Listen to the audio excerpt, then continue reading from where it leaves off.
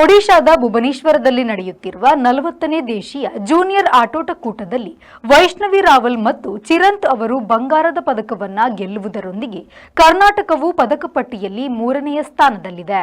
ಭುವನೇಶ್ವರದ ಕಳಿಂಗ ಕ್ರೀಡಾಂಗಣದಲ್ಲಿ 20 ವರ್ಷದೊಳಗಿನವರ ಹೆಣ್ಣು ಮಕ್ಕಳ 800 ಮೀಟರ್ ಓಟದಲ್ಲಿ ವೈಷ್ಣವಿ ರಾವಲ್ ಸ್ವರ್ಣ ಪದಕವನ್ನು ಗೆದ್ದರು. 2 ನಿಮಿಷ 7.84 ಸೆಕೆಂಡುಗಳಲ್ಲಿ ಅವರು ಗುರಿ ಮುಟ್ಟಿದ್ದರು. ಅವರಿಗಿದು 2ನೆಯ ಬಂಗಾರ. 1500 ಮೀಟರ್ ಓಟದಲ್ಲಿ ಅವರು ಮೊದಲ ದಿನವೇ ಸ್ವರ್ಣ ಪದಕವನ್ನು ಜಯಿಸಿದ್ದರು. 18 ವರ್ಷದೊಳಗಿನವರ ಪುರುಷರ 200 ಮೀಟರ್ ಓಟದಲ್ಲಿ ಕರ್ನಾಟಕದ ಚಿರಂತ್ ಬಂಗಾರವನ್ನು ಗೆದ್ದರು.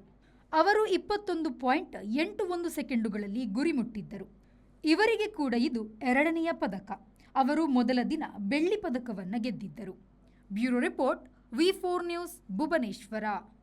See that all our furnitures are number 1 in quality and price. Free delivery with warranty.